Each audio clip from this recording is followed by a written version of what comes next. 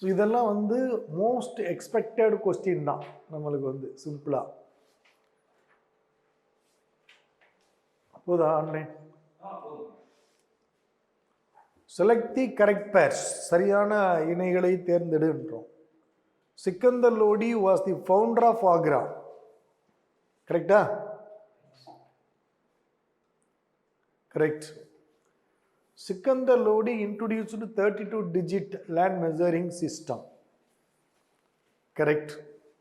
So இதை வந்து என்ன சொல்கிறோம்? கஜ்-இ சிக்கந்தரி அப்படின்னு சொல்கிறோம்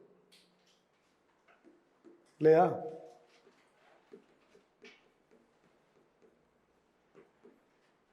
கஜ்-இ சிக்கந்தரி முதல் முறையா இந்தியாவில் இந்த மாதிரி லேண்ட் மெஷரிங் சிஸ்டத்துக்கு ஒரு இன்ஸ்ட்ருமெண்ட்டை இன்ட்ரடியூஸ் பண்ணவர் இவர் தான், லோடி தான். பின்னாடி அக்பர் இதை வந்து 41 டிஜிட்டாக மாற்றினார். ஜவுகார், இதை வந்து நான் உங்களுக்கு பேசியிருக்கிறேன். ஜவுகார்னா என்ன அப்படின்னு சொல்லிட்டு. இப்போ வந்து ராஜ்புத்ஸில் வந்து பார்த்தீங்கன்னா அந்த மன்னர்கள் தோற்று போயிட்டாங்க அப்படின்னு சொன்னால் எதிரி நாட்டு மன்னர்கள் வந்து அந்த பெண்களை வந்து சிறைப்பிடிச்சு கொண்டு போவாங்க, அவங்கள ரொம்ப துன்புறுத்துவாங்க. இதிலிருந்து அவங்க தப்பிச்சுக்கிறதுக்காக என்ன செய்வாங்கன்னா, அவங்க தோற்று போயிட்டாங்க மன்னர்கள் போர்க்களத்தில் அப்படின்னு தெரிஞ்சாலே தகவல் இங்கே வந்துடும். அதனால் அரண்மனையில் இருக்கிற பெண்கள் எல்லாம் என்ன செய்வாங்கன்னா, அரண்மனைக்குள்ள முற்றத்தில் தீயை மூட்டி அதில் எல்லாரும் விழுந்து உயிரை விட்டுருவாங்க. அதுக்கு பேர் தான் ஜவுகார் அப்படிங்கிறது. இது ராஜபுத்திர பெண்கள்கிட்ட வந்து வழக்கத்தில் இருந்தது. இதுக்கு பெரிய எடுத்துக்காட்டு வந்து பார்த்தீங்கன்னா பத்மினி, ஏற்கனவே பார்த்த மாதிரி குயின் பத்மினி, அலாவுதீன் கில்ஜி, அந்த அம்மா ஜவுகாரில் தான் உயிரை விட்டாங்க. ஸோ அதைத்தான் நம்ம வந்து சொல்கிறோம். ஸோ நெக்ஸ்ட் வந்து பார்த்தோம்னா தாக். இது வந்து போன முறை நம்ம கேட்டோம், branding of cost. Tak and ஷேரா அப்படின்னு சொல்லுவோம். ஷேரா அல்லது கூலியா அப்படின்னு சொல்லுவோம். இது வந்து பார்த்தீங்கன்னா மஸ்டர் ரோல் அப்படின்னு சொல்லுவோம். படை வீரர்களுடைய, போர் வீரர்களுடைய அங்க அடையாளங்களை பதிவு செய்கிறது தான் இந்த ஷேரா அப்படிங்கிறது. அங்க அடையாளங்கள் பதிவு செய்கிறது. தாக் அப்படிங்கிறது வந்து பார்த்தீங்கன்னா பிராண்டிங் ஆஃப் கார்ஸ், குதிரைகளுக்கு வந்து முத்திரையிடுறது அப்படிங்கிறது. அதுக்கடுத்து பார்த்தோம்னா ஒவ்வொரு வருடமாக வந்து நம்ம கொடுத்துருக்குறோம். டோக்கன் கரன்சி யாரோட தொடர்புடையது? Muhammad Tughlaq. Correct. Battle of Chausa 1839, battle of Kannauj 1840. இந்த ரெண்டு போரும் யார் யாருக்கிட்ட நடந்துச்சு? ஷேர்ஷா சூரிக்கும் ஹுமாயூனுக்கு இடையில் நடந்துச்சு. ஓகே. இப்போ பேட்டில் ஆஃப் சௌசா முன்னாடி நடந்துச்சா கன்னோஜ் நடந்துச்சா? சௌசா தான். இது எப்படி ஞாபகம் வச்சுக்கிறது? அல்பபேட்டிக்கில் சிக்கு அப்புறம் தான் கே அப்படின்னு வச்சுக்கணும். இந்த ரெண்டு போரையும் அல்பபேட்டிக்கில் சிக்கு அப்புறம் தான் கே, அதனால சௌசாவுக்கு அப்புறம் கன்னோஜ். இங்கிலீஷில் இருந்தால் தான் உங்களுக்கு தெரியும். தமிழில் சௌசா அப்படின்னு எழுதி வச்சுட்டு கன்னோஜ்னா தெரியாது இல்லையா? அங்கே காணா முன்னாடி போயிடும், சாணா பின்னாடி வந்துடும். ஆனால் இங்கிலீஷில் சி முன்னாடி போகுது, கே பின்னாடி வருது. மாகம் அனகா அவங்க வந்து ஃபாஸ்டர் மதரா, வளர்ப்பு தாய் அக்பருக்கு. நான் அதனால தான் வந்து எல்லாத்துலேயுமே 4 கொடுத்துட்டேன். இது நான் உங்களுக்கு சொல்லலை, அதனால் எல்லாத்துலேயும் 4 வந்து இதில் இருக்குது அப்படிங்கிறத கொடுத்துட்டேன். இந்த 3 உங்களுக்கு தெரியும், அதை வச்சு நீங்கள் வந்து ஆன்சர் பண்ணணும். இப்போ என்னென்னா உங்களுக்கு கொஸ்டின் செட் பண்ணும் பொழுது உங்களுக்கு நான் என்ன சொன்னேன் என்ன சொல்லலை, சொல்லாத ஒன்றை நான் கொடுக்குற பொழுது அங்கே வந்து அதை எல்லாத்துலேயும் ஆளில் கொண்டு வந்திருப்பேன். ஏன்னா அதை நீங்கள் படிக்க வேண்டியதே இல்லை. 4 வந்து எல்லாத்துலேயும் 4 இருக்குன்னா 4 கரெக்டு அப்படின்னு அர்த்தம். ரைட்டா? Next, select the correct statements about Babur. Babur பற்றி சரியானதை தேர்ந்தெடு. Babur Nama is also known as Tuzuk-i Baburi. Correct. Last கிளாஸில் தான் நம்ம வந்து பார்த்தோம். பாபர் அண்ட் ஜஹாங்கீர் இது வந்து பார்த்தீங்கன்னா உங்களுக்கு நான் சொல்லலை, ஆனால் நான் அதனால ஆளில் 2 வந்து எல்லாத்துலேயும் இருக்கும். Babur and Jahangir are the only 2 emperors in Mughal empire who wrote their own biographies. தங்களுடைய சுயசரிதை எழுதினவங்க அவங்க 2 பேர் தான். Babur wrote Baburnama in Turkish, துருக்கி மொழியில எழுதினார். கரெக்டா? அப்ப என்னது ஆன்சர்? எல்லாமே இருக்கு. ஓகேயா?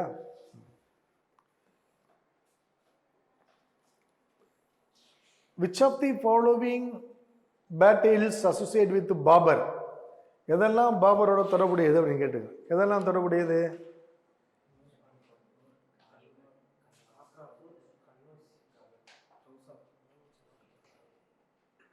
தைரியமா பேசுங்கயா, சொல்லுங்க.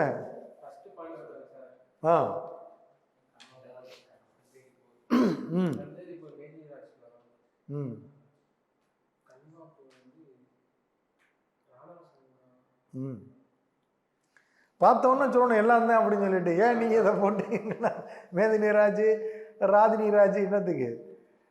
பானிபட் ஃபஸ்ட்டு அவர் தான், கன்வா அவர் தான், சந்தேரி எல்லாமே கொடுத்துருக்கேனே போனவர். கக்ரா அவர் தான், எல்லாமே அவர் தான். 4 பேருக்கு இடையில போர் நடத்தார். பானிபட் வந்து பாபருக்கும் இப்ராஹிம் லோடிக்கும். கன்வா தான் ஜிகாத்னு டிக்ளேர் பண்ணுவார், புனித போர்னு. ராணா சங்காவுக்கும் அவருக்கும். சந்தேரி வந்து மேதினி ராஜ். கக்ரா வந்து அந்த முகமது லோடின்னு ஒருத்தர் இருப்பான், அவங்களுக்கும் அவருக்கும் வந்து போர். இந்த ஆர்டரில் தான் போர் நடக்கும். இது 1526, 27, 28, 29, 30 இறந்து போயிடுவார். இருந்தால் அப்புறம் ஒரு போர் நடத்தியிருப்பார். ஸோ அனைத்தும் founder of Syed dynasty கிசிர் Khan. பாக்லா லோடி, லோடி டைனாஸ்டினுடைய ஃபவுண்டர். அவ்வளோதான்.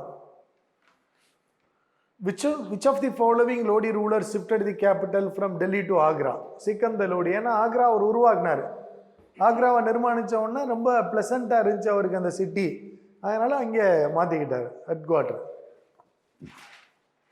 Which of the following Delhi Sultan ruler introduced the jizya tax or poll tax? Firoz. Firoz Tughlaq தான் அந்த ஜிஸ்யா வரியை இன்ட்ரோடியூஸ் பண்ணார். முகமது துக்ளக்கு பின்னாடி வந்தார் அவர். அந்த முஸ்லீம் நோபிள்ஸ் எல்லாம் காம்ப்ரமைஸ் பண்ணணும் அப்படிங்கிற மாதிரி அவருக்கு ஒரு நிர்பந்தம் இருந்தது. அதனால ஜிஸ்யா வந்து இந்துக்கள் மீது விதிக்கிறார். டாக்ஸ் அண்ட் நான் முஸ்லீம்ஸ் அப்படின்னு சொல்லுவாங்க. முஸ்லீம்கள் அல்லாதவர்கள் மீது விதிக்கப்படுகின்ற வரி அது. Firoz Tughlaq.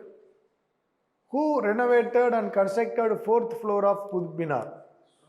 Fairoz Tughlaq. Who used artillery and gunpowder first in India?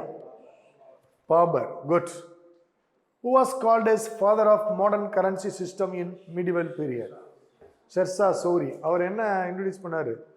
ருபாயா. ருபாயான்னு ஒரு நாணயத்தை அவர் இன்ட்ரோடியூஸ் பண்ணார். இல்டுட்மிஷ் ஒரு நாணயம் இஷ்யூ பண்ணார். அது என்னது? Iltutmish. Tanka. Gulbadan Begum was the daughter of Babur. எவ்வளவு விஷயம் இருக்கு பாருங்க ஒரு கொஸ்டின்ல. Gulbadan Begum was the daughter of Babur and sister of Humayun. ஒரு கொஸ்டினுக்குள்ள எவ்வளவு தகவல் கொடுக்குற பாருங்க. And who was written the book of Humayun Nama. Babur Nama எழுதுனா யார் எழுதுனா? பாபரே எழுதினார். அக்பர் நாமா எழுதுனா பாப்பான் அபுல் ஃபசல் எழுதுவார். ரெஹ்லா யார் எழுதுனா? Ibn Battuta. Right. Who founded the new city Dinpana and the banks of the Yamuna river? Humayun தான் தின்பனா வந்து. Which of the following battle was declared as Jigat war by Babur? Kanwa. Battle of Kanwa between Babur and whom? Rana Sanga. Which of the following rulers' dome located in Sasaram? Shershah Suri. Which of the following ruler also known as forerunner of Akbar? Shershah Suri. The Grand Trunk Road also known as Sadak-e-Azam and this road connected India to Central Asia was built by Shershah. Which of the following place that Akbar born in the year of 1542 AD? Amarkot. Amarakottai. அவ்வளோதான். Okay, good. எவ்வளவு correct? 20க்கு 19. என்ன ஜீவா எவ்வளோ முன்னேறிட்டிய? பரவாயில்லையே, very good. எல்லாம் correct, good. ஏன்பா எல்லாமே நான் சொன்னது எதில் இது உங்களுக்கு சிரமம் வருது? இன்னைக்கு கிளாஸில் என்ன சொல்லணும் அதான் நான் கொடுக்குறேன். அதில் என்னென்னா கொஞ்சம் ட்ரிக் பண்ணி வைக்கிறேன், அவ்வளோதான். ஏன்னா டைரெக்டாக இருக்காது. ராமலட்சுமி எத்தனை? 19. யோகபாண்டி 18. நீங்கள் ஐயா 19. ஓகே, பரவாயில்ல. ஓகே, இப்போ நம்ம வந்து ஹுமாயூன் வர பார்த்துருக்குறோம், ஷெர்ஷா சூரியும் பார்த்துட்டோம். இன்னைக்கு வந்து அக்பர் வந்து பார்க்குறோம். ஏன்னா இப்படி தான் வினாக்கள் இருக்கும். இப்போ ஹுமாயூன் நாமா கேள்விக்கானது தான், ஜிகாத் போர் கேள்விக்கானது தான், பேட்டில் ஆஃப் பானிபட் கேள்விக்கானது தான், கன் பவுடர் ஆர்டிலரி கேள்விக்கானது தான், துஜிகி பாபரி கேள்விக்கானது தான். இப்படி எதுவுமே வந்து கேட்கக்கூடாதுன்னு இல்லை, எல்லாமே கொஸ்டின் பாயிண்ட் ஆஃப் வியூவில் எதெல்லாம் இம்பார்ட்டன்ஸ் எக்ஸாம் பாயிண்ட் ஆஃப் வியூவில் அப்படிங்கிறது தகுந்த மாதிரி தான் உங்களுக்கு நான் இங்கேருந்து நோட்ஸ் எடுத்து கொடுக்குறேன். அதை மட்டும் நீங்கள் படிச்சுக்கிட்டு இருந்தாலே போதும், கட்டாயமாக உங்களுக்கு அதுக்குள்ளே கேள்வி வரும். ரைட்டா?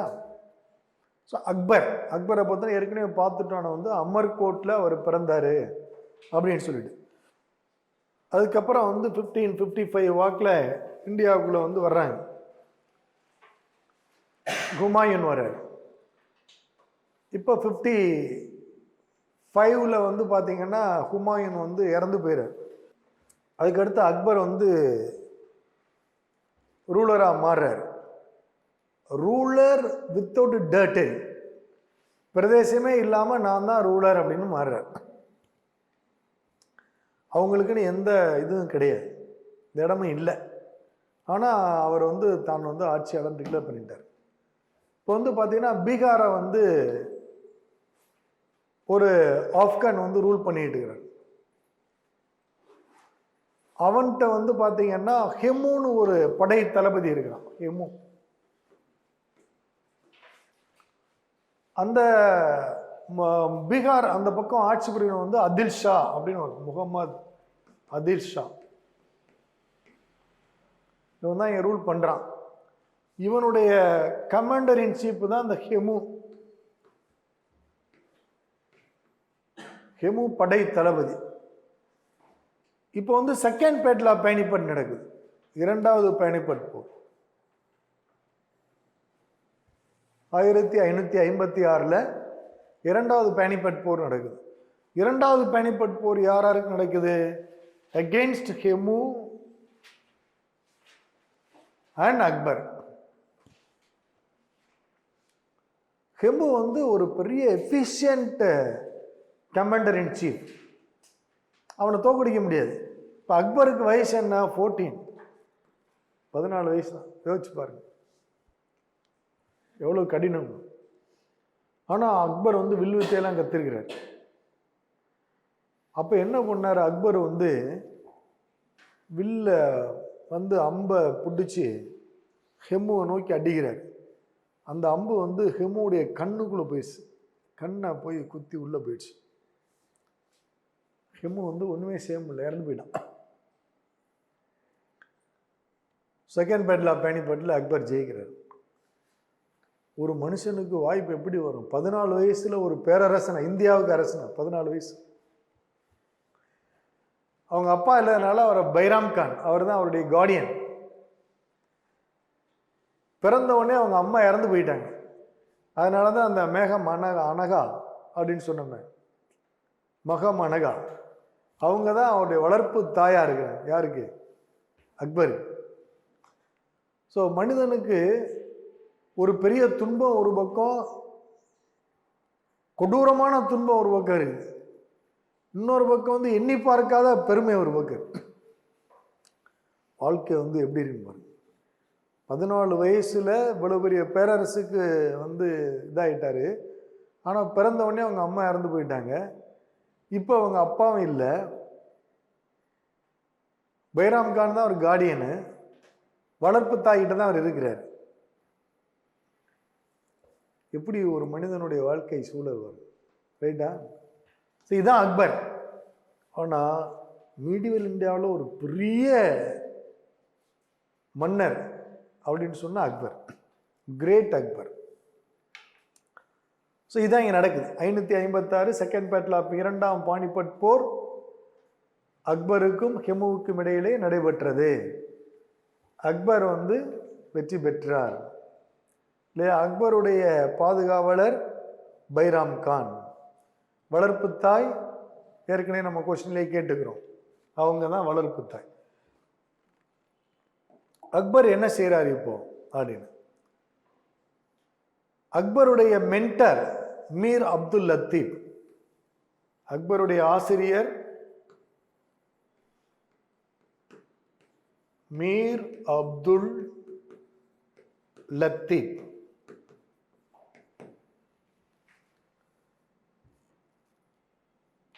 அக்பருடைய டென்யூர்ல ரொம்ப ரொம்ப முக்கியமான நிகழ்வுகள்லாம் நடக்கும். ஒன்று, 1563 1563 he abolished pilgrims tax. 1563 புனித பயண வரியை ரத்து செய்தார். புனித பயண வரி ரத்து 1563 புனித பயண வரியை ரத்து செய்கிறார். அதுக்கடுத்து 1564 அபாலிஷ்டு ஜிஸ்யா. 1564 ஜிஸ்யா வரியை ரத்து செய்தார். எவ்வளவு முக்கியமானது, மக்களுக்கு நன்மையை செய்கிறார்.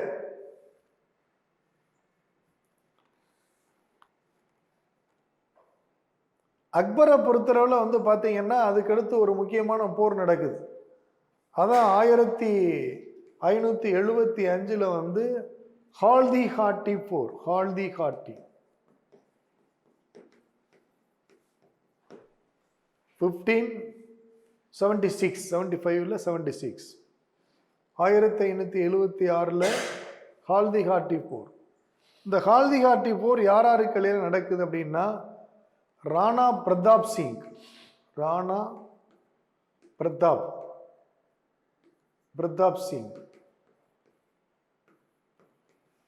ராணா பிரதாப் சிங், அக்பருக்கும் ராணா பிரதாப் சிங்க்கு இடையில நடக்குது 1576 ஹால்தி ஹாட்டி போர்.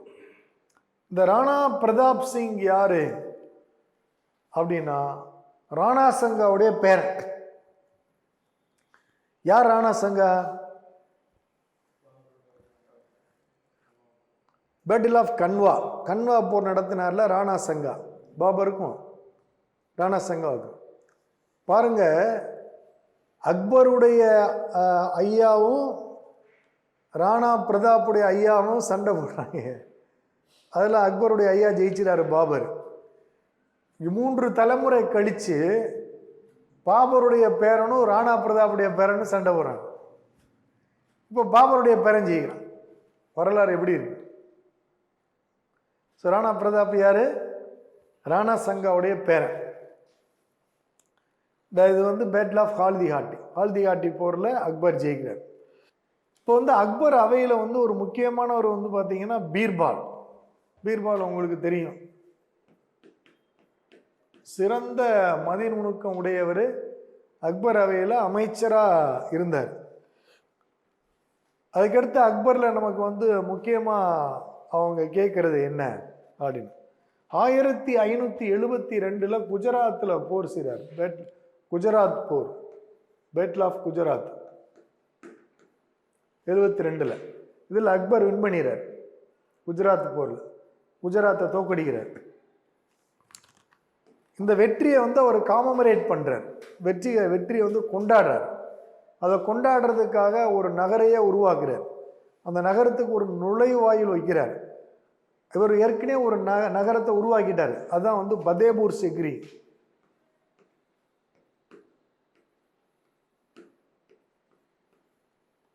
பதேபூர் சிக்ரி நகரத்தை யார் உருவாக்குனா? அக்பர். பதேபூர் சிக்ரி, ஃபதேபூர்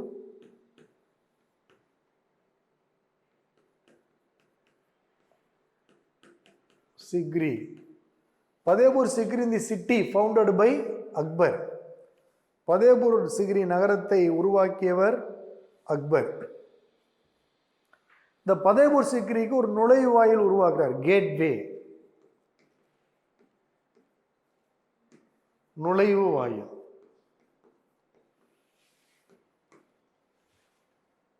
இந்த நுழைவாயில் பேர் புலன் தர்வாசா. புலன் தர்வாசா. தர்வாஜானாலே நுழைவாயில் அர்த்தம்.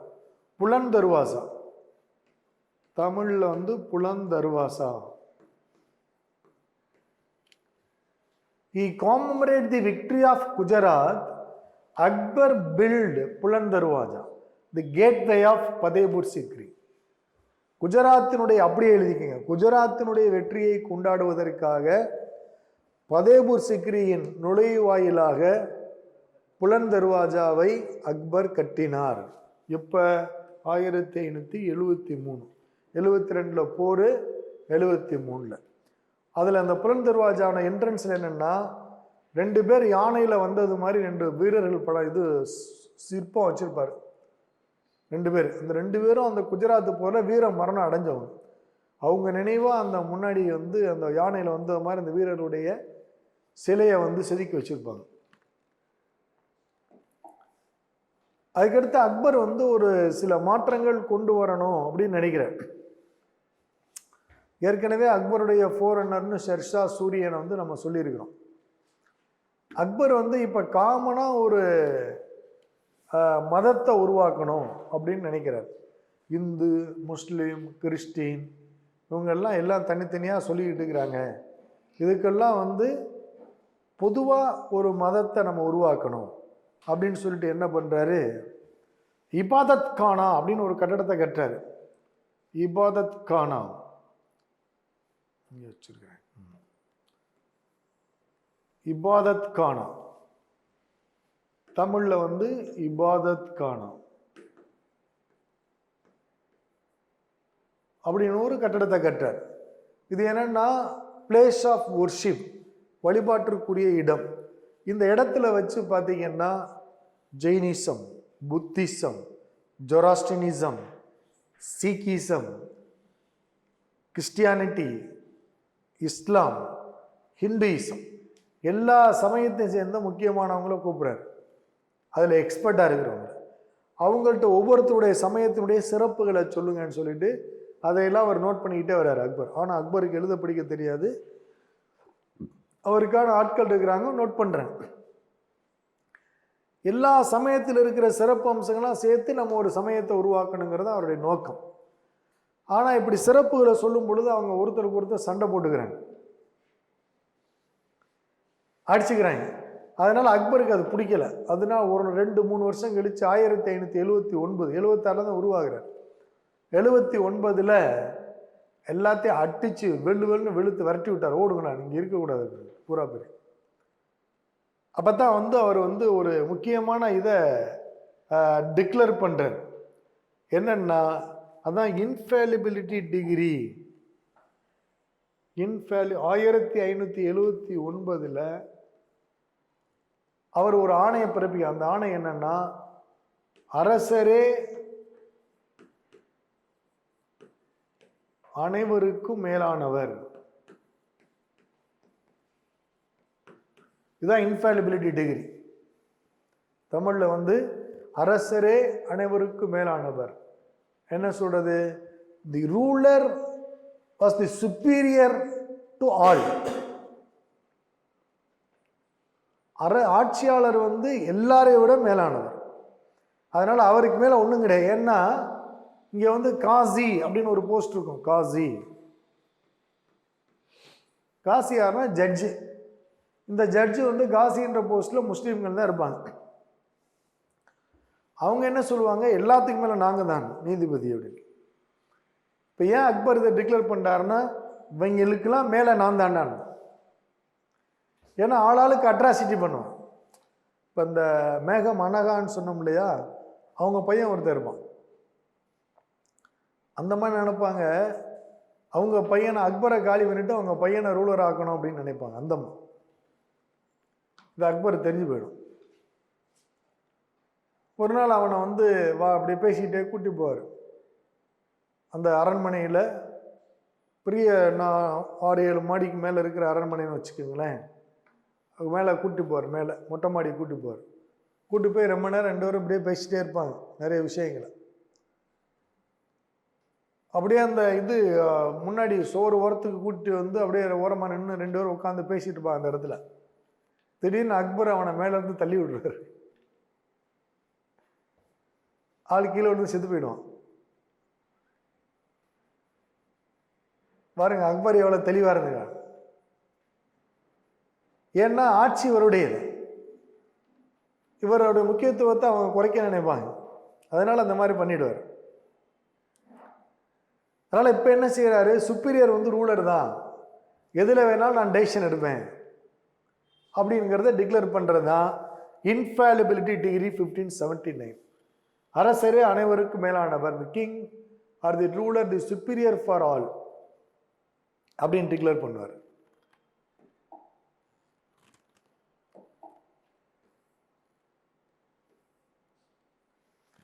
இதெல்லாம் டிக்ளேர் பண்ணிட்டு அதுக்கப்புறம் அவர் பிறகு என்ன செய்கிறாரு அக்பர், அவர் ஒரு சமயத்தை வந்து அறிவிக்கிறார். அதான் தௌலத் இலாஹி, தௌஹித் இலாஹி, தீன் இலாஹி. தௌஹித் இலாஹின்னு சொல்லலாம், தௌலத் இலாஹின்னு சொல்லலாம், தீன் இலாஹின்னு சொல்லலாம். எல்லாமே அது ஒன்று தான். 1582 கரண்குமார் எழுதிட்டே வரணும். 1582 தீன் இலாஹின்ற சமயத்தை வந்து அக்பர் டிக்ளேர் பண்ணார். இது வந்து எல்லா சமயங்களுக்கும் பொதுவானது. தன்னை என்ன சொல்றாரு, ஜில்-இ இலாஹி, ஜில் இலாஹி, ஜில்-இ இலாஹி அப்படின்னு சொல்றாரு. ஜில்-இ இலாஹி, கடவுளின் நிழல் அப்படின்னு சொல்லுகிறார். ஏற்கனவே பால்மன் சொல்லியிருப்பார். அது மாதிரி அக்பர் வந்து சொல்றார் கடவுளின் நிழல்.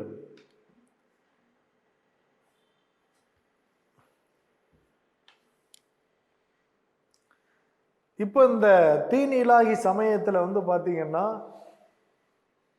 முதல் இந்து உறுப்பினர் அந்த மதத்தில் சேர்ந்தவர் வந்து Birbal. Birbal the first Hindu member to join the religion of Din Ilahi. Din Ilahi என்ற அந்த சமயத்தில் சேர்ந்த முதல் இந்து உறுப்பினர் பீர்பால் ஆவார். இப்போ அக்பருடைய இதில் வந்து பார்த்தீங்கன்னா ஒரு 2 முக்கியமான கிறிஸ்டியன் மிஷனரி லீடர்ஸ் வர்றாங்க. முக்கியமாக பார்த்தீங்கன்னா மோன்சரேட்,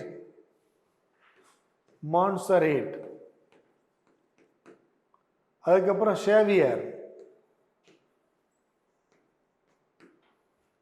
முக்கியமான கிறித்தவ சமய தலைவர்கள் அக்பரின் அவைக்கு வந்தார்கள். மான்சரேட், ஷேவியர், இவங்கெல்லாம்.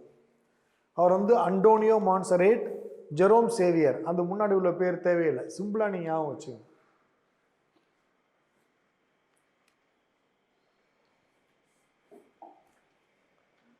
அடுத்து அக்பர் வந்து பார்த்தீங்கன்னா முக்கியமாக ஒரு புது லேண்ட் ரெவன்யூ சிஸ்டம் வந்து இன்ட்ரோடியூஸ் பண்ணுறாரு.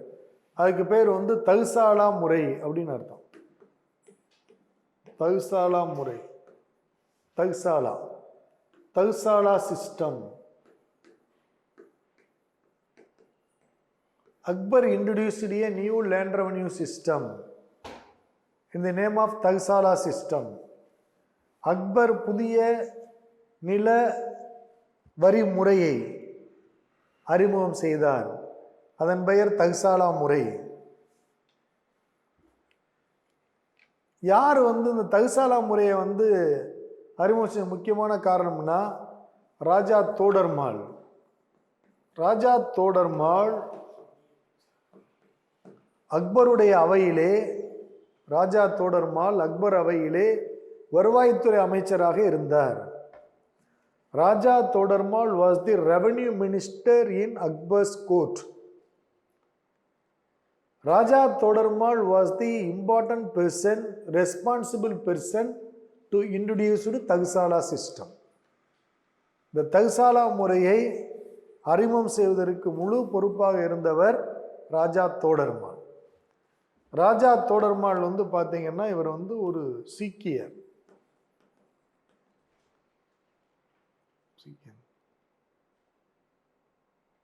இல்லை இவர் ராஜபுத்திரர். ராஜா தோடர்மால் ராஜபுத்திரர். மான்சிங் தான் 6 மான்சிங்.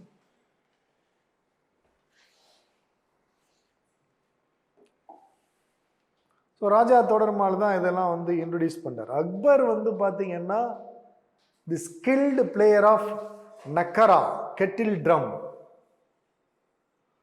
நக்கரா என்னும் சிறிய தபேலா, நக்கரா என்னும் சிறிய தபேலா வாசிப்பதில் வல்லவர்.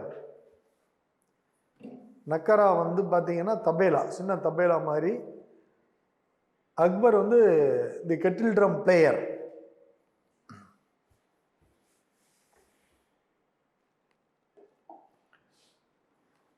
அதுக்கடுத்து நம்ம அக்பருடைய இதில் ரொம்ப ரொம்ப ஹுமாயூனில் நீங்கள் ஒரு முக்கியமான விஷயம் நம்ம பார்த்தீங்கன்னா, அவர் கூட 2 பெயிண்டர்ஸ் வருவாங்க. நீங்கள் ஆப்கான் இதிலேருந்து வருவார் இல்லையா, 1555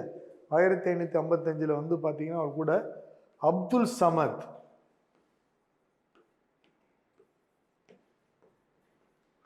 மீர் சையத் அலி,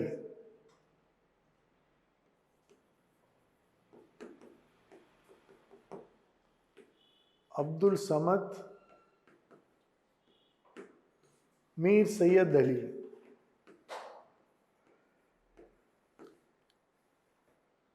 இருவரும் மிக முக்கியமான ஓவியர்கள்.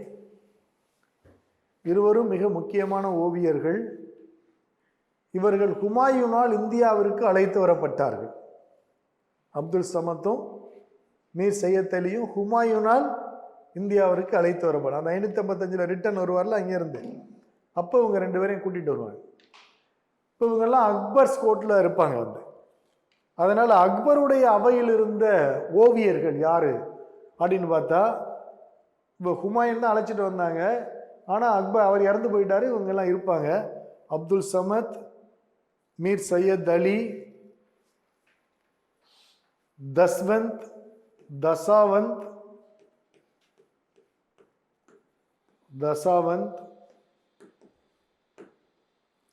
பசாவன்,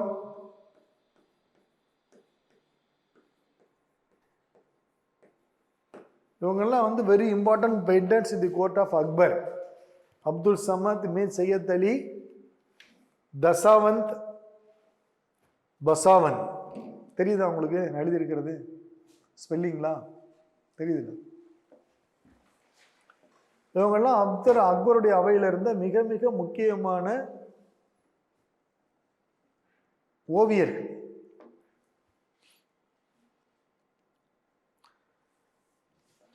அதுக்கப்புறம் அக்பர் அவையில் சில நல்ல இசைக்கலைஞர்கள் இருந்தாங்க.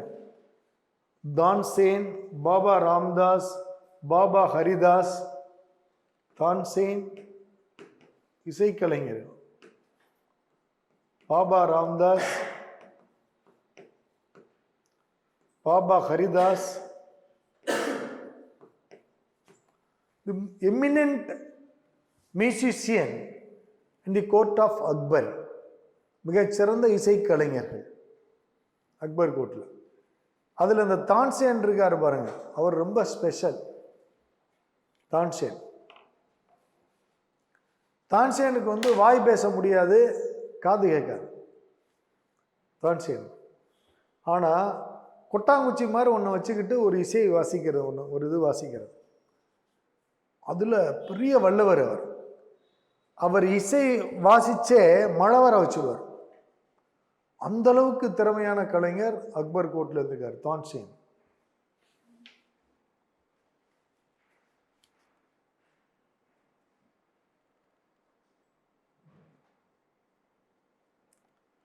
அக்பர் காலகட்டத்தில் நிறைய விஷயங்கள் நடக்கும். முக்கியமாக பார்த்தீங்கன்னா அக்பரை பொறுத்தளவில் சிம்பிளாக நமக்கு ஒரு கேள்வி கேட்கறதுக்கு ஒரு ஒன்று பார்த்தீங்கன்னா ஜிஸ்யா பற்றி கேட்பாங்க, கால்திகாட்டி போர் பற்றி கேட்பாங்க, தீநிலாயி பற்றி கேட்பாங்க, அப்புறம் இந்த தகுசாலா சிஸ்டத்தை பற்றி கேட்பாங்க, ராஜா தொடர்மாள் பற்றி கேட்பாங்க. ராஜா தொடர்மாள் யாருடைய அவையில் இருந்தார் அப்படின்னு கேட்கலாம் கொஸ்டின். இன்னொரு முக்கியமான விஷயம் என்னென்னா அக்பர் இதில் நம்ம தெரிஞ்சுக்கிற வேண்டியது 2 விஷயம். ஒன்று பார்த்தீங்கன்னா மன்சப்தாரி முறை.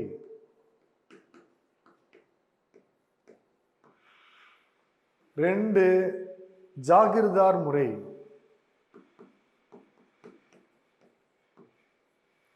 2 ரொம்ப முக்கியம். ஒன்று பார்த்தீங்கன்னா Mansabdar system, Mansabdar system. 2 Jagir system, Jagir system, JAGIR, Jagir system. Mansabdari முறை, ஜாகிர்தார் முறை. மன்சப்தாரி முறையை அறிமுகம் செஞ்சவர் யாரு அப்படின்னு கேட்கலாம். ஜாகிர் முறையை அறிமுகம் செஞ்சவர் யாருன்னு அக்பர். இது சாதாரணமான கொஸ்டின். மன்சப்தாரி சிஸ்டம் அப்படிங்கிறது என்ன அப்படின்னா, மன்சப்தார் அப்படின்னு சொன்னா ரேங்க் அண்ட் சேலரி அப்படின்னு அர்த்தம். ரேங்க் அண்ட்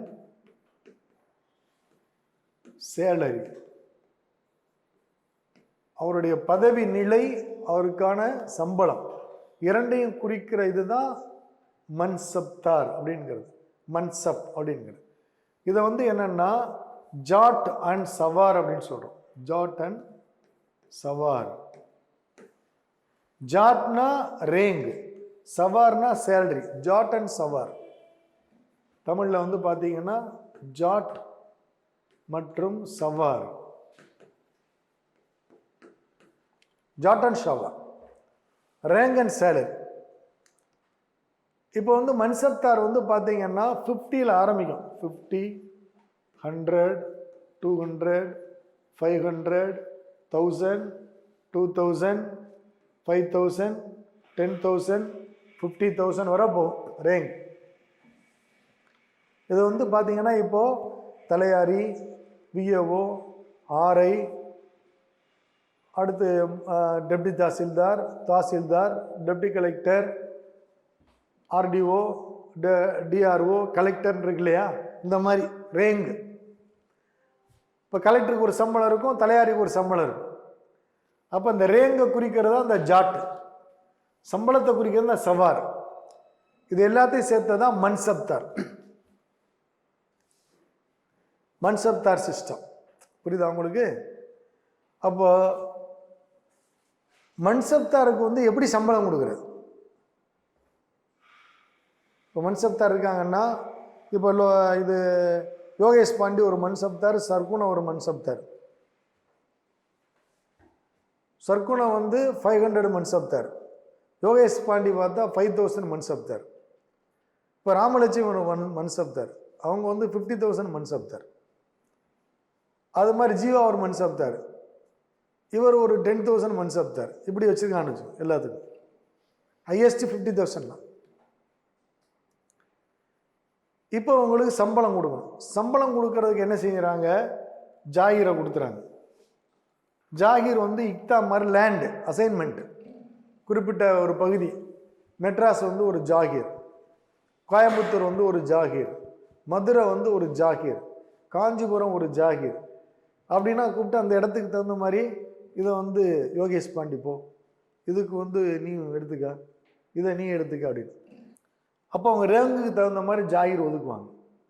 ஜாகிரில் அவங்க சம்பளத்தை வசூல் பண்ணிக்கிறோம், வரி வசூல் பண்ணி அவங்க சம்பளத்தை எடுத்துக்கிறணும். அதுக்கு பதிலாக அவங்க ட்ரூப்ஸ் மெயின்டைன் பண்ணணும். அந்தந்த ஜாகிரில் அவங்க ஒரு ஆர்மி மெயின்டைன் பண்ணணும். இப்போ ஆர்மி எப்படி இருக்கணும்? ஒரு சோல்ஜர், ஒரு ஹார்ஸ். இப்போ ஒரு சோல்ஜர் இருக்கணும், அவனுக்கு ஒரு ஹார்ஸ் இருக்கணும். இதுக்கு வந்து சேலரி மன்சப்தார் கொடுப்பார். ஏன்னா அவட்டான ஜாகிர் இருக்கு, இந்த செலவுக்காகத்தான் அவர் கொடுக்கறது. இது போக அவருக்கு வருமானம் வரும், எக்ஸ்ட்ரா ரெவன்யூ வரும், இந்த மாதிரி. ஸோ சில மன்சப்தார் இருப்பாங்க, அவங்களுக்கு ஜாகிர் கிடையாது. அவங்களுக்கு என்னன்னா கவர்மெண்ட்லேருந்து டைரெக்டாக சேலரி வந்துடும். அவங்க தான் வந்து ஹானரபிள். இப்போ என்ன, நான் ஜாகிரும் எனக்கு கிடையாது, நான் ட்ரூப்ஸும் மெயின்டைன் பண்ண வேண்டியதில்லை. ஆனால் நான் மன்சப்தார், மாதம் முடிஞ்சுன்னா டான் எனக்கு சம்பளம் வந்துடும். இது இப்படி நான் ஒரு மன்சப்தார். கவர்மெண்ட் நீங்கள் ஒன்றும் போக வேணாம், எங்கேயும் போக வேணாம், நீங்கள் பாட்டில் இருங்க, சம்பளம் பாட்டில் வரும். இதுதான். அதனால் வந்து பார்த்தீங்கன்னா இதில் ஒரு இது சொல்லுவாங்க, ஆல் ஜாகிர்தார்ஸ் ஆர் மன்சப்தார்ஸ். எல்லா ஜாகிர்தார்களும் மன்சப்தார்கள். But all Mansabdars not Jagirdars. எல்லா மன்சப்தார்களும் ஜாகிர்தார் இல்லை. ஏன், நான் இருக்கேன்ல, எனக்கு ஜாகிர் கிடையாது. ஆனால் ஜாகிர்தாராக இருந்தால் அவன் கட்டாயம் மன்சப்தார் தான். ஆனால் மன்சப்தாராகிய நான் வந்து ஜாகிர்தாராக இருக்க வேண்டிய அவசியம் இல்லை. ஸோ ஆல் ஜாகிர்தார்ஸ் ஆர் மன்சப்தார். சும்மா எழுதி வச்சு, எல்லா ஜாகிர்தார்களும் மன்சப்தார்கள். எல்லா மன்சப்தார்களும் ஜாகிர்தார் இல்லை. ரெண்டாவது பாயிண்ட், எல்லா மன்சப்தார்களும் ஜாகிர்தார் இல்லை. All Jagirdars are Mansabdars, all Mansabdars not Jagirdars. Zat அப்படிங்கிறது ரேங்க், சவார் அப்படிங்கிறது சேலரி. இப்போ ஜாகிர்தார் என்ன செய்யணும், ட்ரூப்ஸ் மெயின்டைன் பண்ணணும். ஒரு சோல்ஜர், ஒரு ஹார்ஸ். இதில் வந்து ஒரு மாற்றத்தை கொண்டு வருவார் வந்து ஜஹாங்கீர், இந்த மன்சப்தார் சிஸ்டத்தில்.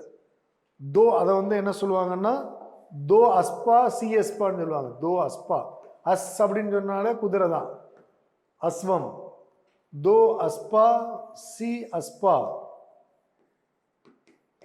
ஜஹாங்கீர் தோ அஸ்பா சி அஸ்பானா என்ன, அக்பர் காலத்தில் ஜாகிரில் வந்து ஒரு சோல்ஜர் ஒரு ஹார்ஸ் மெயின்டைன் பண்ணணும். இவர் இன்க்ரீஸ் பண்ணுறாரு, ஒரு சோல்ஜர் 2 ஹார்ஸ் வச்சுருக்கணும், ஒரு சோல்ஜர் 3 ஹார்ஸ் வச்சுருக்கணும். இப்போ தோ அஸ்பாங்கிறது 2, சிஎஸ்பாங்கிறது 3. இன்க்ரீஸ் பண்ணுறார் ஜஹாங்கீர். இந்த மாதிரி அது நடக்கும். இப்போது ஜாகிர்தார் முறையில் தோஸ்பா சிஎஸ்பா சிஸ்டத்தை யார் இன்ட்ரடியூஸ் பண்ணா அப்படின்னு கொஸ்டின் கேட்பாங்க. கேட்டால் ஜஹாங்கீர். மன்சப்தாரி முறையை இன்ட்ரடியூஸ் பண்ணது யாரு, அக்பர். ஜாகிர்தார் முறையை இன்ட்ரடியூஸ் பண்ணது யாரு, அக்பர். ஜாகிர்தார் முறையில் தோ அஸ்பா சிஎஸ்பா இன்ட்ரடியூஸ் பண்ணது யாரு, ஜஹாங்கீர். தோ அஸ்பா இங்கிலீஷில், சி அஸ்பா.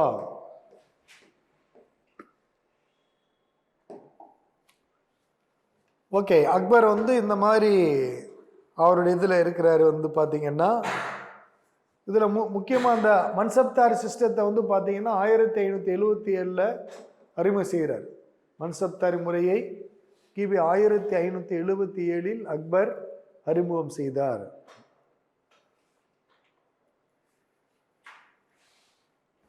அதுக்கடுத்து அக்பரை பற்றி கேட்குற ஒரு முக்கியமான கொஸ்டின் வந்து பார்த்தோம்னா, அக்பர் வந்து ஆக்ரா கோட்டை கட்டுறார். ஆக்ரா கோட்டை,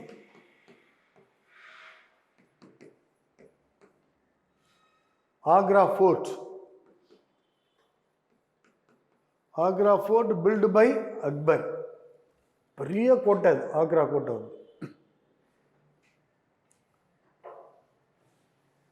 அக்பருக்கு வந்து திருமணம் ஆயிடுச்சு, ரொம்ப நாளாக குழந்தை இல்லை. அதனால ஒரு இஸ்லாமிய துறவி ஒருத்தர் இருப்பார், சலீம் சிஸ்டி அப்படின்னு ஒருத்தர். சலீம் சிஸ்டி இஸ்லாமிய துறவி. இவருடைய ஆசீர்வாதத்தில் அக்பருக்கு ஒரு குழந்தை பிறக்கும். அதனால அந்த குழந்தைக்கு பேர் சலீம்னு வைப்பார். இந்த சலீம் தான் பின்னாடி ஜஹாங்கீர். ஜஹாங்கீருடைய இயற்பெயர் சலீம். அக்பருக்கு வந்து குழந்தை இல்லை. அந்த சலீம் சிஸ்டினி இஸ்லாமிய துறவியினுடைய ஆசையில் குழந்தை பிறக்குது. அதனால தனக்கு பிறக்கின்ற குழந்தைக்கு பேர் சலீம்னு வைக்கிறாரு. இந்த சலீம் தான் பின்னால் ஜஹாங்கீராக மாறி ஆட்சியாளராக வருகிறார் அப்படின்னு சொல்லணும். இப்போ வந்து பார்த்தீங்கன்னா அந்த இதில் இன்னொரு விஷயம் என்னென்னா, அக்பருடைய கோர்ட்டில் நிறைய பேர் இருப்பாங்க. அபுல் ஃபைசி, அபுல் ஃபசல் அப்படின்னு நிறைய பேர். இல்லை அக்பர் நாமா அப்படின்னு ஒரு புத்தகம் வரும். அக்பர் நாமா,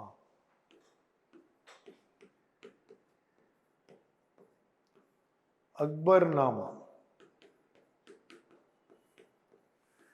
இந்த அக்பர் நாமா எழுதினவர் வந்து பார்த்தீங்கன்னா அபுல் ஃபசல். அபுல் ஃபசல்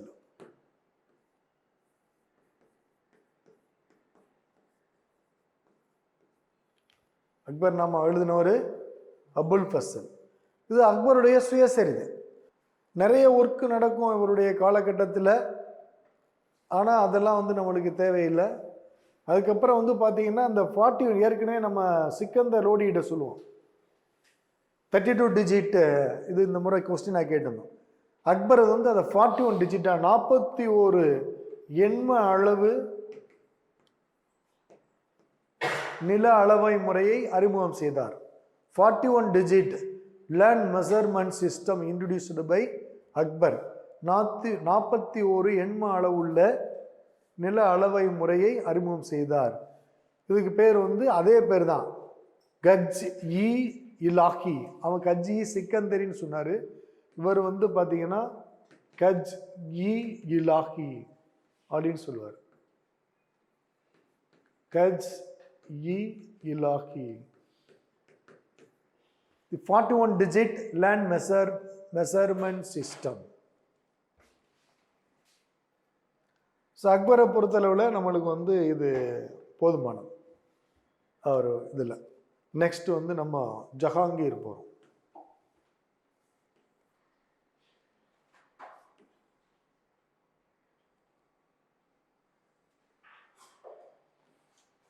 அக்பர் வந்து வாழ்ந்த காலம் அப்படின்னு நீங்கள் வந்து பார்த்தீங்கன்னா 1556 1605 வரை அக்பர் இருந்தார். 1556 கிட்டத்தட்ட 50 வருஷம், 1605 வரை அக்பர் ஆட்சி புரிஞ்சார். அதுக்கடுத்து அவருடைய பையன் வந்து ஜஹாங்கீர் வரார். ஜஹாங்கீரை பற்றி நம்மளுக்கு அடிக்கடி கேட்குற கொஸ்டின்னு ஒன்று இருக்கு. ஜஹாங்கீர் பார்த்தீங்கன்னா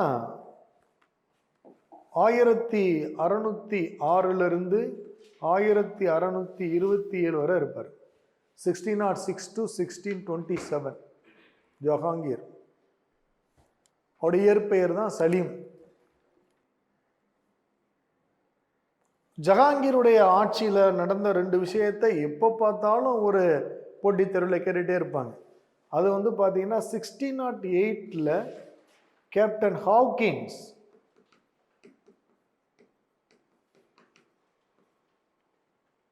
கேப்டன் ஹாவ்கின்ஸ்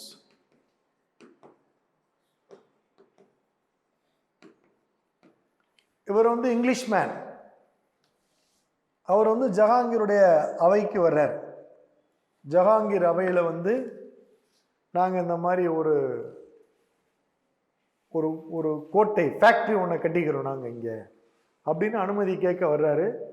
ஜஹாங்கீர் வந்து அனுமதி கொடுக்க மாட்டார். கேப்டன் ஹாவ்கின்ஸ் வரும் பொழுது அனுமதி கொடுக்க மாட்டார்.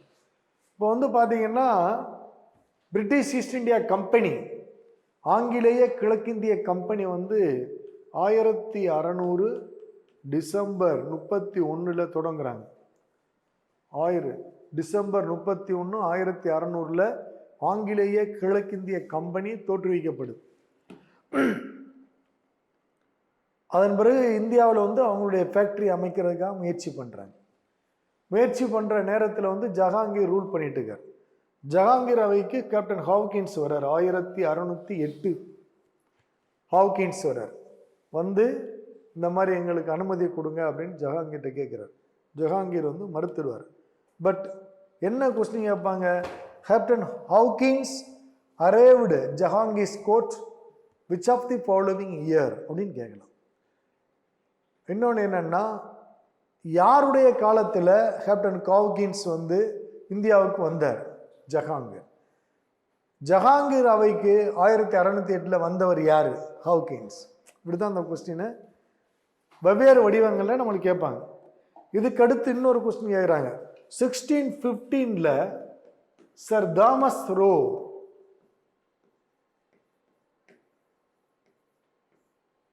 Sir Thomas Roe 1615 sir Thomas Roe the ambassador of England Queen, British queen, 1615 England மகாராணியின் தூதராக தாமஸ் ரோ ஜஹாங்கீர் அவைக்கு வருகை புரிந்தார். இவர் யாருன்னா அம்பாசிடர். ஹாக்கின்ஸ் அம்பாசிடர் கிடையாது. தாமஸ் ரோயை பார்த்தீங்கன்னா இப்படி ஒரு கொஸ்டின் கேட்கலாம். ஜஹாங்கீர் அவைக்கு வந்த தூதர் யாருன்னு கேட்டா தாமஸ் ரோய்.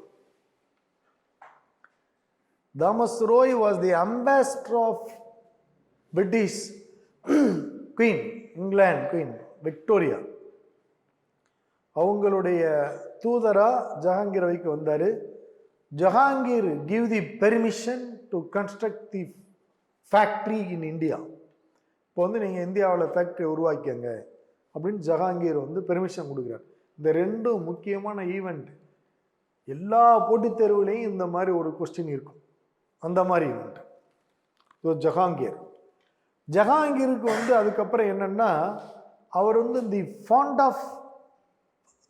Of parks, பூங்காக்களை உருவாக்குறார். அந்த மாதிரி இது. அதனால ஜம்மு காஷ்மீரில் பார்த்தீங்கன்னா இவர் சிறந்த பூங்காக்களை ஜம்மு காஷ்மீரில் உருவாக்கிறார். அது ஷாலிமர் பாக், காஷ்மீர் அண்ட் லாகூர். ஷாலிமர் பூங்காவை உருவாக்கினார் காஷ்மீரில் ஜஹாங்கீர் பார்த்தீங்கன்னா ஒரு ஜஸ்டிஸ் செயின், நீதிச்சங்கிலி ஒன்று அவருடைய அரண்மனையில் வச்சிருந்தார். In his court he fixed the justice chain. நீதிச்சங்கிலியை தன்னுடைய அரண்மனையில் நிறுவி இருந்தார்.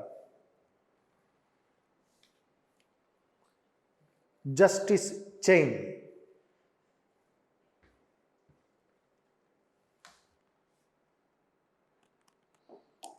ஜஹாங்கீர் நிறைய திருமணங்களை செஞ்சார். அதில் பார்த்தீங்கன்னா ஒரு பொண்ணை அவருக்கு ரொம்ப பிடிச்சிருச்சு ஜஹாங்கீர். அந்த பொண்ணு பொண்ணு பேர் பார்த்தீங்கன்னா மெஹ்ருநிசா.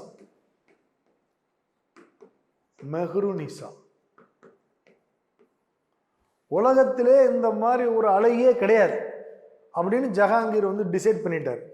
பட் she was married, திருமணமான பொண்ணு. உடனே அந்த பொண்ணுடைய கணவரை தனக்கிட்ட கமாண்டராக சேர்த்துக்கிறார். மெஹ்ருநிசாவுடைய கணவரை. அவன் ஒரு போரில் இறந்து போயிட்டான். அதை கொலை பண்ணதே ஜஹாங்கீர் தான் சொல்லுவாங்க. அவனை ஆளை காலி பண்ண. கடைசியில் இந்த மெஹ்ருநிசா விடோ ஆயிட்டாங்க. அந்த விடோவை இவர் மேரேஜ் பண்ணிக்கிட்டாரு. இவங்க தான்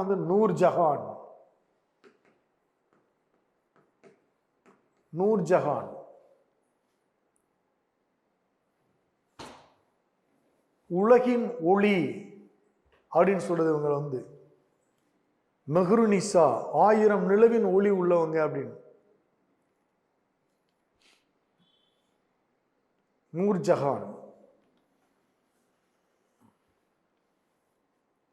இந்த ஒரு படத்துல காமெடியமான ஹலோ நூறா,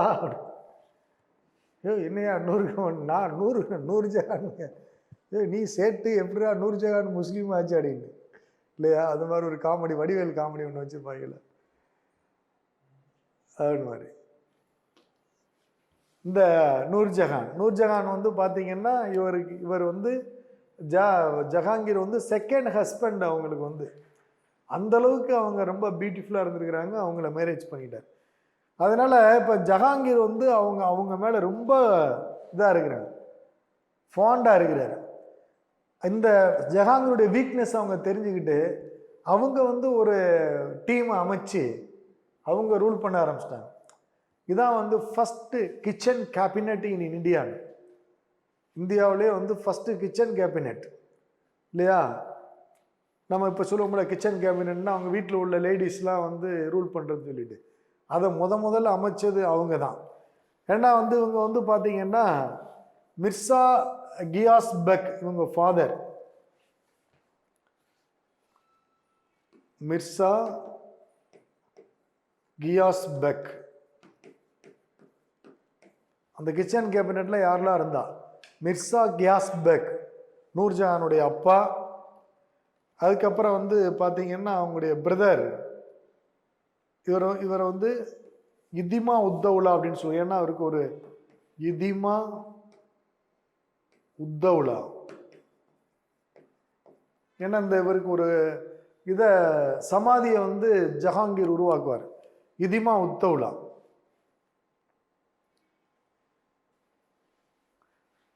அப்புறம் வந்து அவருடைய பிரதர் ஒருத்தன் இருப்பான், நூர்ஜஹானுடைய பிரதர். இவங்கெல்லாம் சேர்ந்து தான் அது ஒரு ஜுண்டா அப்படின்னு சொல்றது. அதை வந்து ஜுண்டா.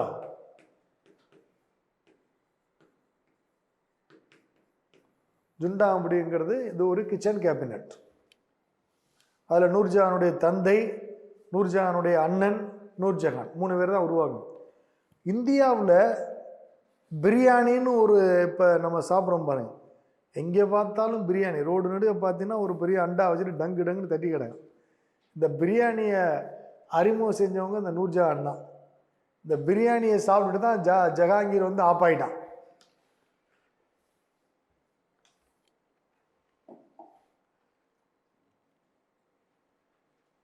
இப்போ ஜஹாங்கீரை பற்றி நம்மளுக்கு வந்து முக்கியமாக கேட்குறது வந்து இது ஒன்று. அதுக்கப்புறம் அவருடைய ஏற்கனவே நம்ம அந்த கொஸ்டின் நான் கேட்டுட்டேன். ஹி ரோட் ஹிஸ் ஆட்டோபயோகிராஃபி துஜிக் இ ஜஹாங்கிரி. துஜிக், பாபர் எப்படி துஜிக் இ பாபரின்னு எழுதினாரோ அது மாதிரி இவர் வந்து துஜிக் இ ஜஹாங்கிரி அப்படின்னு அவருடைய சுயசரிதையை அவரே எழுதினார் ஜஹாங்கீர்.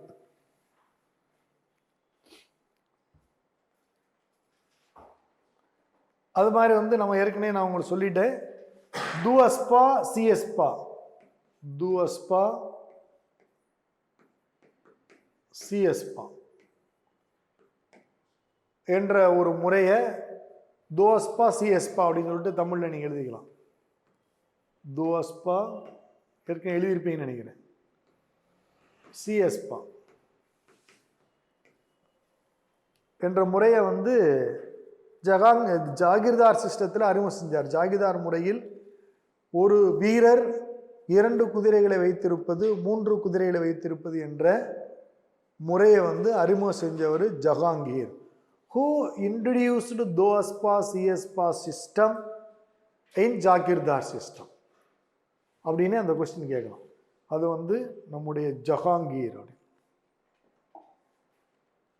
அது மாதிரி இன்னொரு முக்கியமான விஷயம் ஜஹாங்கீர் இதில் வந்து பார்த்தீங்கன்னா, அக்பருடைய பிறந்த நாள் சண்டே, ஞாயிற்றுக்கிழமை,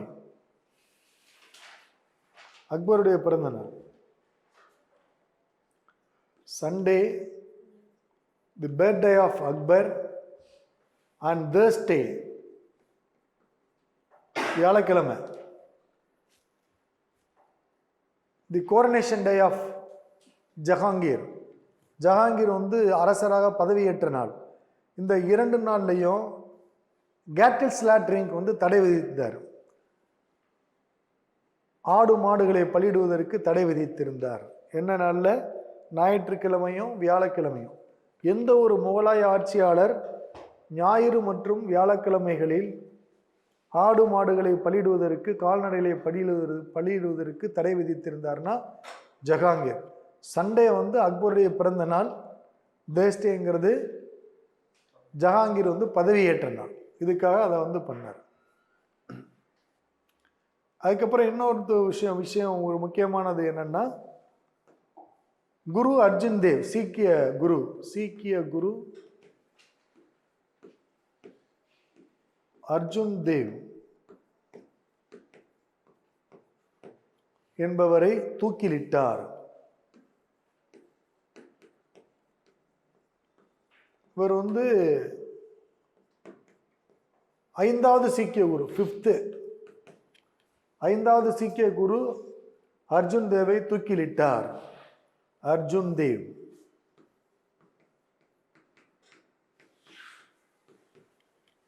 தூக்கிலிட்டார். இதெல்லாம் வந்து நம்ம ஜஹாங்கீருக்கு வந்து ரொம்ப ரொம்ப முக்கியமானது வந்து. ஏன்னா எல்லாத்துலேயும் நம்மளுக்கு கொஸ்டின் இருக்கு. There is a chance for question. ஒன்னொன்னையும் இப்படி இந்த கொஸ்டினை கேட்கலாம். குரு அர்ஜுன் தேவை தூக்கிலிட்ட முகலாய மன்னர் யாரு அப்படின்னே அந்த கொஸ்டின் கேட்கலாம். ஏன்னா குரு அர்ஜுன் தேவ் ரொம்ப முக்கியமானவர் அவர். அதனால அவரை பற்றி. ஓகே, நெக்ஸ்ட் வந்து பார்த்தீங்கன்னா நம்ம வந்து ஜஹாங்கீர், ஷாஜஹான். ஷாஜஹான் போகிறோம். அதுக்கடுத்து ஷாஜஹானை பொறுத்தளவில் 1628 இருந்து 1657 வரை ரூல் பண்ணார். 1628 இருந்து 1657 வரை ரூல் பண்ணார் ஷாஜஹான். ஷாஜஹானை பற்றி நம்மளுக்கு நிறைய கொஸ்டின்ஸ் இருக்கு. மைலாசனம், Kohinoor diamond, Taj Mahal, red fort. அதனால் அவரை வந்து பார்த்தீங்கன்னா இந்திய கட்டிடக்கலைகளின் இளவரசன் அப்படின்னு சொல்கிறோம். The prince of Indian architecture அப்படின்னே சொல்லுவோம் அவரை. யார? ஷாஜஹான். அந்த அளவுக்கு கட்டிடக்கலையில் மிகப்பெரிய பங்களிப்பை வழங்கியிருக்கிறார். தாஜ்மஹால் கட்டினது அவர் தான். வந்து ஜாமா மஸ்ஜித் டெல்லியில் கட்டினவர் அவர் தான். முத்து மஸ்ஜித் ஆக்ராவில் கட்டினவர் அவர் தான். ரெட் ஃபோர்ட் கட்டினவர் அவர் தான், ஷாஜஹான் தான். கோஹினூர் டைமண்ட் உருவாக்கினவர் அவர் காலம்தான். பீகாக் த்ரோன் மயிலாசனம் அதை வந்து உருவாக்கினவுடைய காலகட்டத்தில் தான். இப்படி ஷாஜஹான் வந்து ஏகப்பட்ட கட்டிடக்கலைகளில் கலையில் ரொம்ப ஃபாண்டாக அவர் இருந்தார். இந்த விஷயங்களுக்காக தான் வந்து ஷாஜஹானை பற்றி நம்மளுக்கு வந்து கொஸ்டின் கேட்பாங்க. ரைட்டா? இதை நம்ம அடுத்த வகுப்பில் நம்ம பார்ப்போம்.